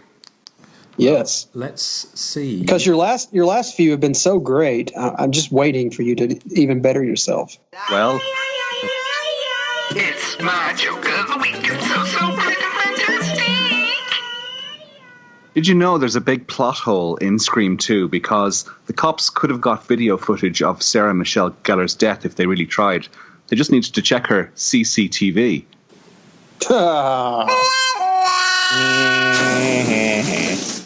That was clever. Not funny, but clever. Yeah, I must try harder. That's for you. Yeah, so apologies, Jim, because Eric's got hold of a soundboard as well. So all of you. There you go. Yeah. So yeah. Well, what did you think of? That we needed somebody else to record just in case your computer exploded. So you made the rod to beat yourself with, or whatever the saying is. Yes, I know. I did rather. So, what did you think of Erik's joke of the week, Jim? It's good, wasn't it, Jim? Yeah, it was great. I loved it. I was a little distracted by this bee that just flew into my room. That's ginormous. But, CCTV. Good one. Chuckle. Oh. Well, we can't really do after the credits, can we? Because as it's a sequel with a sequel, there's not really much point, is there, Nathan? As it's your segment. Oh, I wish that I could do an after the credits, but Again, it's hard to do after credits on any that have a sequel that features the same characters. Now, if there was like no other, or if the part 3 had to do with a whole new group of people, then I would do an after the credits. But since we know what happens with them, it seems a bit disingenuous to do one. Salubrious sequel. Well, yes. Yeah, big word. Joel and the sorority sisters survive, and they're not in the sequel, so you could do an after the credits on them. Well, they went on to do telemarketing. Yeah, I'd say Joel probably quit his job and went to work at Dunkin' Donuts or something. And Sister Murphy changed her name to Brenda and transferred to Pendleton University the next year. Yes, of course. Very good, very good.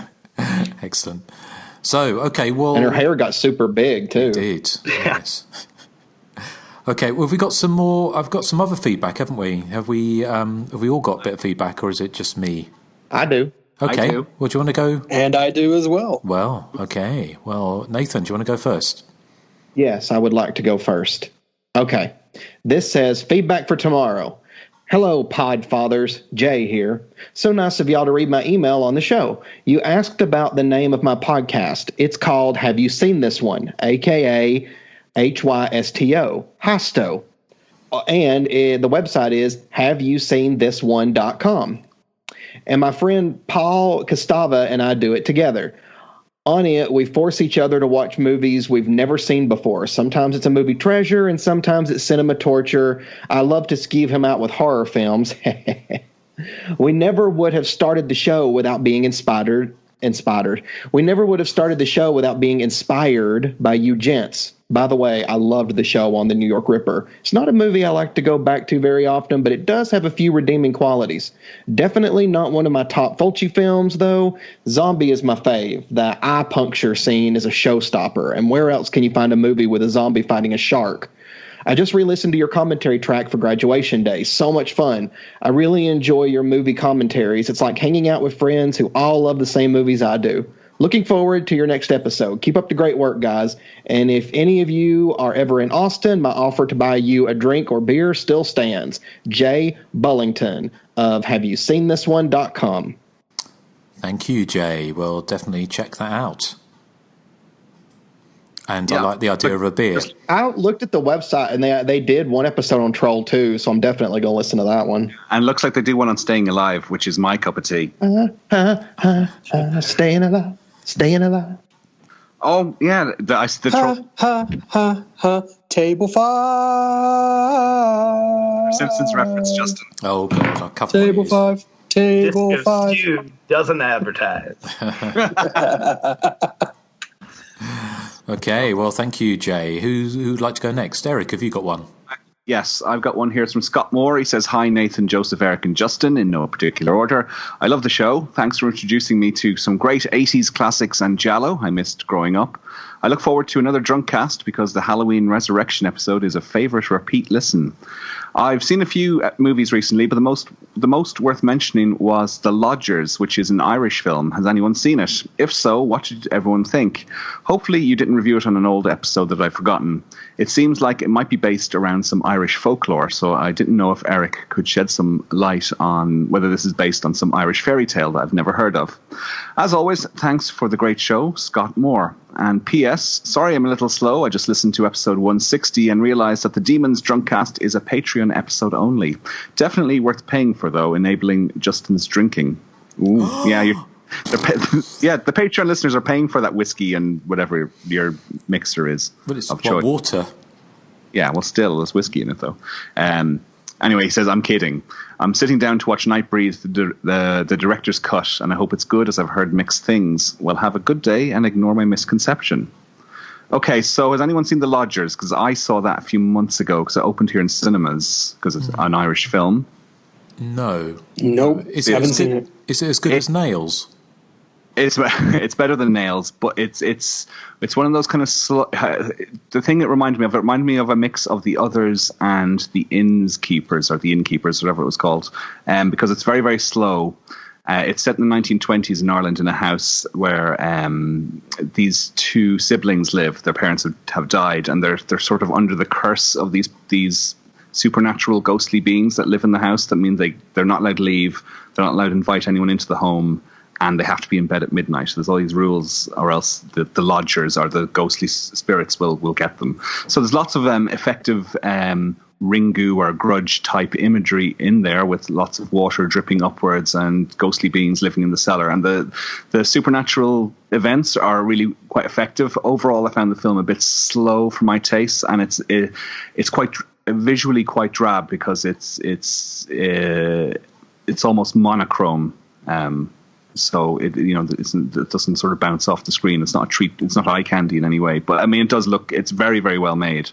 I think a lot of people will probably really, really like it. But for me, I just found it a bit slow. Did you like The Innkeepers? Or was that too slow for you? Did you like The Innkeepers, or was that too slow for you? I've only watched it once, and I found it a bit too slow. I did like the others though, but The Innkeepers, I'd like to give it another try. Yeah. What did you think of it? I really like The Innkeepers. Okay, I'd say you might like The Lodgers then, yeah. Okay. No, the other what, though? You said you liked the others. The other what? The film The Others with Nicole Kidman. Oh, yeah, I've seen that one. Oh, yeah, that one's all right. Joke of the week. Yes, that was a joke. Yeah. Absolutely. I'm clever like that.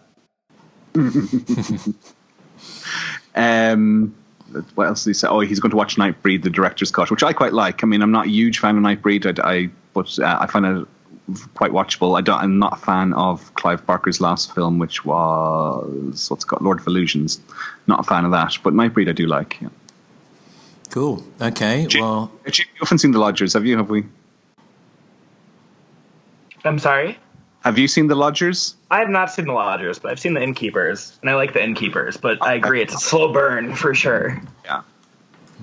No, there was loads in The Lodgers I liked, so I think people will like it, yeah. Anyway, that's my feedback. Justin? You prefer Todgers, don't you? To Lodgers. So don't know what you mean. Sorry? I don't know what you mean. Joseph, how about you?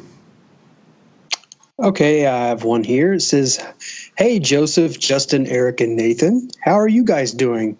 I'm doing very well. Thank you. I'm still catching up on the latest podcasts. I have just finished the Great Solange episode, but I'm getting there slowly after a few crazy months at work. On the subject of Solange, coincidentally, I caught up with it just a few months ago, and I agree. It is a great movie, although it does at times push the boundaries of what would be acceptable in the mainstream now, especially with the PC brigade around every corner. The last few months have left me a bit flabbergasted as the world of entertainment and other areas seem to be awash with scandal and everyone taking offense at everything. Violent movies even seem to be Trump's latest target and scapegoat. It is worrying that in this new world of millennial sensitivity that the ever so delicate snowflakes seem to be able to dictate what is or isn't good for me. I'm a 47-year-old guy, and despite my penchant for horror and slashers, remain level-headed and perfectly sane, I hope. I think this is reflected in the upsurge of PG-13 horror light films. While some of these movies are good, they do tend to lack some bite, and the profanity seems to have almost vanished. On a related note, I recently watched a really good TV show called Channel Zero. Season 1 is called Candle Cove. They are now a few seasons in, so I am a bit behind. A good show that I enjoyed a lot, quite creepy and something different, and the main actor and the guy playing the sheriff were both very easy on the eyes. The reason I bring this up, though, is that on my copy, whilst there was some sporadic and relatively strong profanity, it was almost edited into oblivion. The audio went noticeably quieter when any naughty words were uttered. This was the first time I have encountered this type of censorship and wondered whether you guys had encountered something similar. My disc version was a 15, and that certificate is normally fine for both profanity and violence. I am sincerely hoping this is not the thin end of the wedge. What are your views on PG-13 horror and the ever-encroaching PC brigade? To answer your question myself, I think some PG-13 horror can be effective. As I said, I'm not a big gore for gore's sake person. I like gore as long as it's, placed in there appropriately. I do like cinematic violence. I think it's kind of cathartic because I'm not a violent person. So it's always fun to watch people, get chased around with a blade. The PC Brigade, boy, all I'll say about that is I think I'm as tired of it as you are. What about you guys?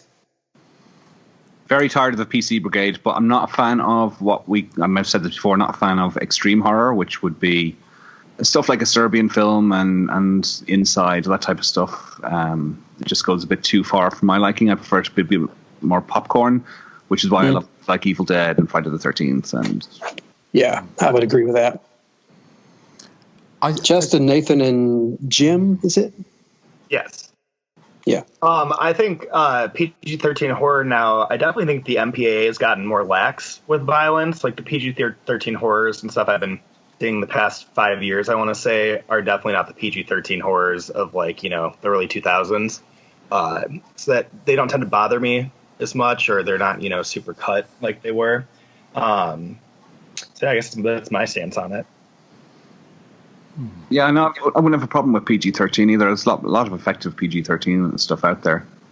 Or B12s or 15s for me over here. But I've not really come across sort of muting stuff, although obviously I do try and mute Erik as much as I can.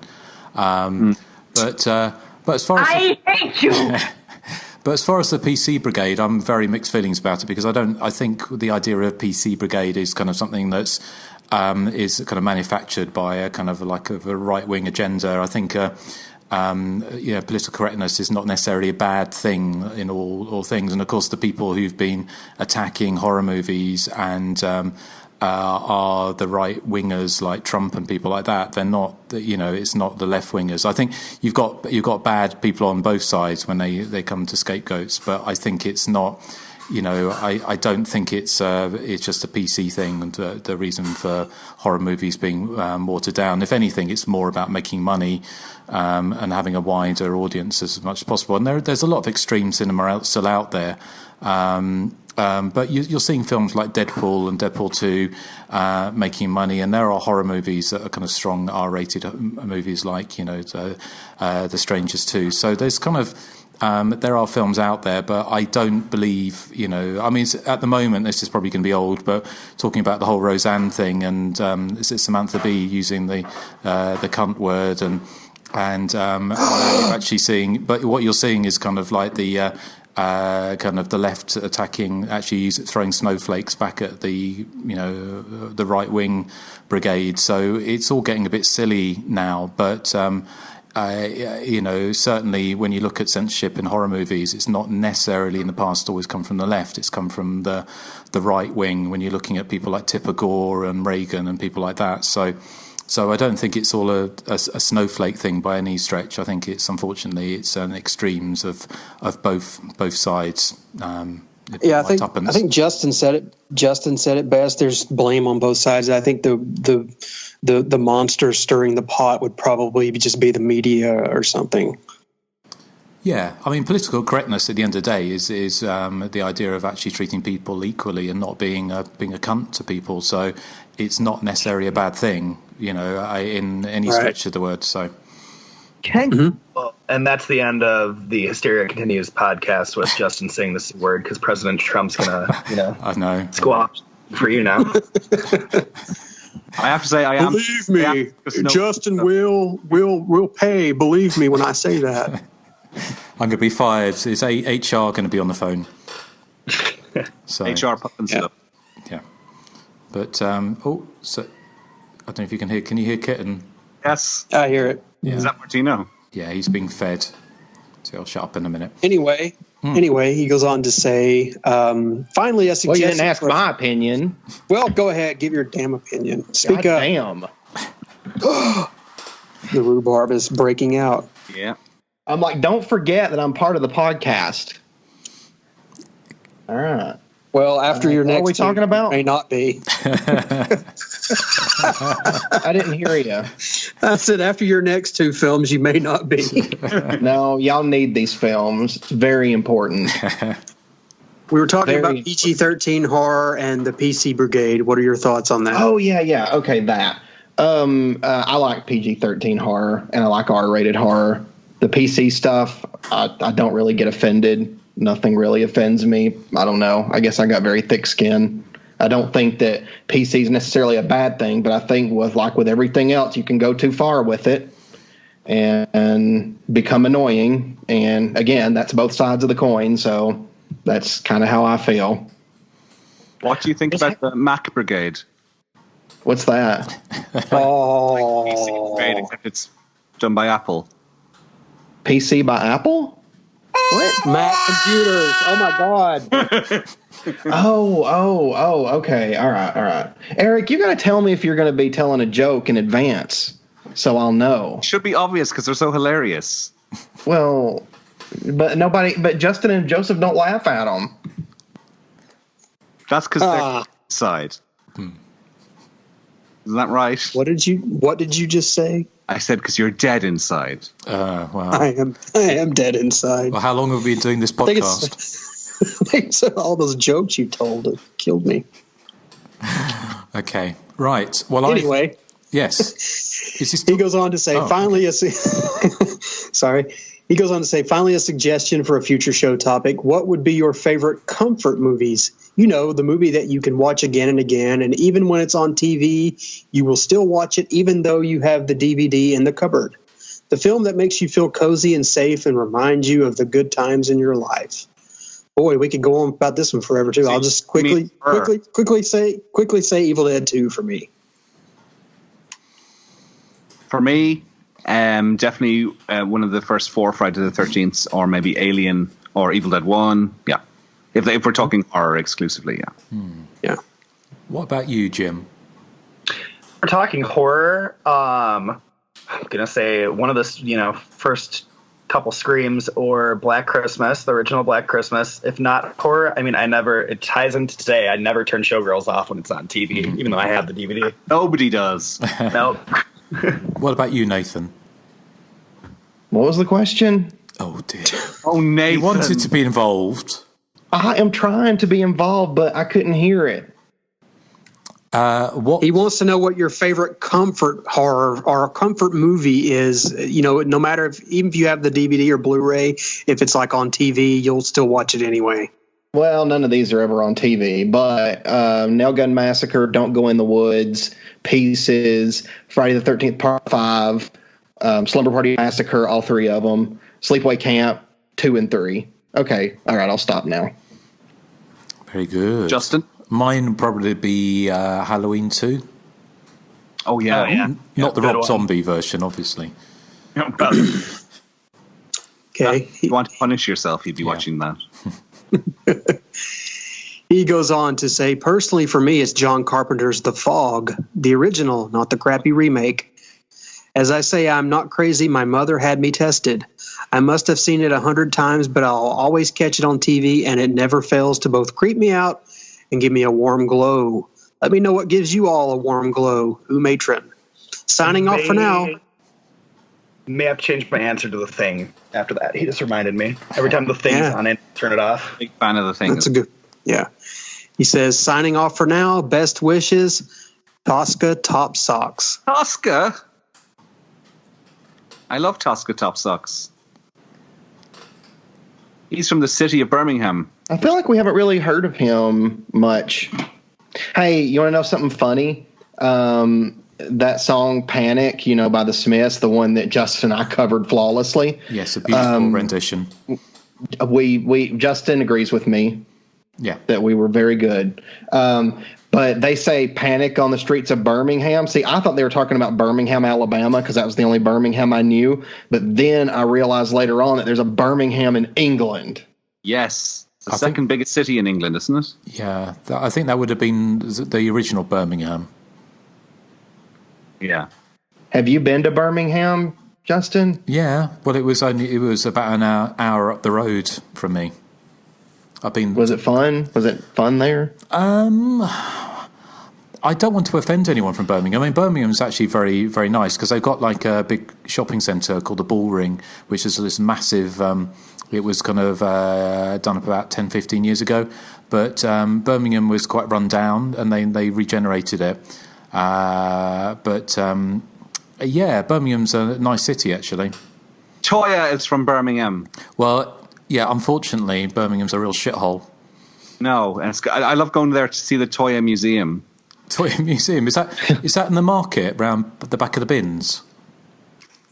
You whore! Justin, where's Susie from? She's from London. Basildon. Okay. Not Basildon. Was it Basildon? No, Bromley. Yeah, Bromley. I want to see the big clock tower in London. What, you mean Big Ben? Yeah. Fair enough. Yeah. Yeah, I think it will be fun. Well, it would be fun. Well, I've seen it lots of times. I like blueberries. I do too. I like blueberry pie. It seems we're just saying random things. Oh, sorry. I wasn't. I don't know. I kind of got off on the got off track on the Birmingham thing. But we can get back on track. Yeah. Are there any other big clocks you'd like to see? I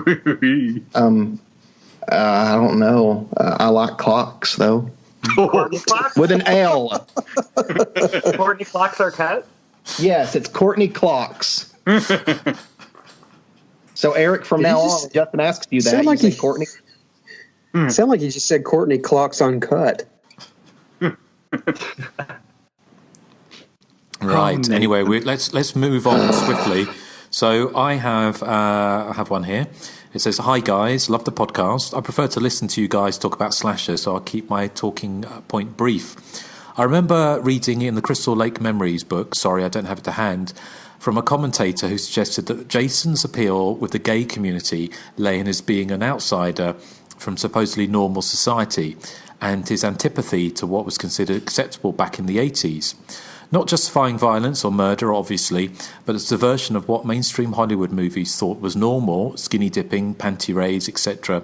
I certainly think that, like punk or goth, slashers in particular do upend the idea of what is, inverted commas, normal teenage life. And when I was a miserable, brooding teenager, in brackets Justin, they had the same kind of appeal to me. I would love to hear what you guys think on the topic. Anyway, Nathan made me laugh at work so much during Torso, I might sue you.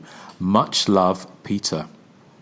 Oh, I wonder what I'd said. Did I have a joke of the week during Torso? I think it was probably your Italian pronunciations. Oh, yes. Yes. Because I do like to say those Italian titles. And I'm actually, and a lot of people, I've had somebody say recently they thought that I was hamming it up. And maybe I have a couple of times, but I really don't know any Italian. So I'm really just trying to pronounce it the way it's spelled. Yeah, well, that's fair enough. Do you know what La Casa Sperduta nel Parco is? The house near the park? Oh, yeah, I guess y'all do know. I thought I was going to tell you something new. Well, La Casa is the same as in Spanish. The house. The house. And I'm guessing Parco was park, so. Rossi. Yes. So on his talking point, Peter's talking point about, do we think the appeal of why, the appeal of slash movies and Friday the 13th movies is kind of that kind of, especially Jason Voorhees' character, about him having a big appeal with the gay community? Or I always thought it was more the final girl thing that was. I would have that as. Yeah. I don't think Jason is the appeal. I mean, he's a big part of it, but he's not the. Yeah. I have seen some cartoons of Jason in shorts, in a swimming costume, getting out in an erotic pose. I always assumed Jason did have a big gay fan base because he splits Andy down the middle. Hey. Well, he does have a large machete. That's fair. But he's hung like a donkey. Probably he looks like he is. Oh, can you imagine? It'll be pretty rotten by now, wouldn't it? Oh, yeah. It's like a busted hot dog wiener or something. I don't know. I mean, I think it was kind of interesting that the back in the day when the slasher movies, the early 80s, late 70s, early 80s were really popular. They were like a bit like with the Giallo, where the with Dario Argento's, when The Bird with Crystal Plumage in his first 3 movies were kind of became cause célèbre in the same way as like Deep Throat. You know, people went and saw hardcore porn in their dinner dresses and stuff. It became a sort of cause célèbre and a kind of like a trendy thing to go and see. And the kind of slasher movies of the late 70s and early 80s had a massive audience, and 52% of them were female. So it was a kind of popular entertainment, and I think it became possibly more niche as it lost its mass appeal, and so therefore. But I think for gay audiences, especially for gay men, I think that the strong female who's battling a kind of patriarchal monster, a society or whatever, or kind of fighting things, is kind of had a resonance for people. Jason less so, I would think, but it'd be interesting to hear what he's talking about in Crystal Lake Memories about what a character, because obviously Friday the 13th Part 7 was nicknamed Friday the 13th, wasn't it? Yeah. Well, I'm impressed. You guys put a lot of thought into that. When I was young, and I'm gay, and when I was young, I was just wanting to watch it for people getting killed. That's all I wanted to watch it for as well. And to be honest, like sometimes, like I would I would just have fun with the killings because they were just so cheesy and funny. I just never really drew any connections, I guess, to being gay and a horror fan. It was just, to me, it was just sort of each thing was kind of inconsequential to the other. I just love the movies. I always have. But I will say I've always preferred a final girl in movies over a final guy. I've always been more about that. So, I mean, maybe there's some subconscious thing there. But ultimately, yeah, I just love seeing Jason stalk Camp Crystal Lake. Although I do feel sorry for the parents of all these people he's killing. It's got to suck. Well, as the lone heterosexual, who's very accommodating to the female gender, I only watch the Friday the 13th film for the articles. I will say that in the Friday the 13th video game that's currently on Xbox and PlayStation 4, the Part 8 Jason has a fantastic arse. Oh, yeah? Yeah, it's very pert. And he's quite chunky build on him as well. I like the hero in Part 8. Ugh. You see, I knew you'd say that, Eric. I'm not catered for in any way in the Friday the 13th series, apart from maybe Harold. Yeah, but then he's sitting on the toilet and you hear noises and he don't even bop. I thought ruins the illusion totally. I thought Eric would have been into Junior. No. Why He's not? too young. He's too young, and I'm classier than that. I just don't like any old chav. What about Crazy Ralph? Too skinny. I'm not going to dignify that an answer. Don't you know me at all? Now, if Junior was like Crazy Ralph's age and had like a 5 o'clock shadow, then would you be all into him? Well, I think maybe it's a private time for Eric. But Jim, did you have any thoughts on that? I agree with what you're saying, Justin, with the whole final girl philosophy. I think if there's any, it's not something that I, when you're reading that, I'm like, not something that I've really thought about. I will say I do like, I know you're all, a bunch of you are fans, but South Park Imagination Land, Jason's got that nice little gay lisp there when he's talking about Cartman. Yeah. I don't want to see the kid that imagined up those things. So. But, yeah, I think it'd be more the final girl than anything. And I don't know. I feel like if there was more of a gay icon franchise, I think it would be more Nightmare than Friday. Definitely Freddy. Much camper, yeah. Yeah. Cool. Okay, right. Well, thank you for everyone who's written in. We played earlier how to get in contact with the show, so, please do write in. We love reading your emails and discussing your finer points, as it were. So, is there anything else we need to discuss, or... Well, actually, we should say, thank you, Jim, for coming on the show and being such a font of all knowledge when it comes to Scream 2. That was, it was a joy to hear things that weren't read out from Wikipedia and IMDb. Nathan, what's a font? A font of? Did you? A fount. All right, hold on. Like a fount of knowledge. Fount. Source of a desirable quality or commodity, or a spring or fountain. Okay, all right. So, but anyway, Jim, thank you for joining us. Is there anything you would like to plug, as it were, or anything you're up to at the moment you would like to talk about? No, I got nothing to plug. I'm excited. We got Hereditary coming out stateside next week, so I'm looking forward to seeing that. Can't wait to hear you guys' thoughts on that one. We get it a week later. On the 15th, it opens over here. Okay. It's getting some good buzz, isn't it? Yeah, it looks quite good, actually. I'm looking forward to it. I like Toni Collette. She's a good actress. Yeah, she's brilliant. She's good with genre stuff, too. Yeah, she was really good in that one movie. She was great in Muriel's Wedding. Yeah, Muriel's Wedding. No. Muriel's Wedding is good. In Joseph. That is a terrible fucking movie. I hate that movie so much. It's awful. Awesome. It's awesome. Yeah, you and me, Nathan. Woo, you go, girl. Yes. And Dirty Dancing is awesome as well. Yeah. Thank you. Footloose is better. You have diarrhea. Footloose is good. Footloose is better. I think we better. Flashdance is better. We better wrap this up because we're about to hit the 2 hour mark. So, well, thank you for. I thought you were having fun. Justin. No, well, thank you, Jim, for coming on. Thank you, Jim. Sorry for all the noise that we're this argument. Yeah, thanks, Jim.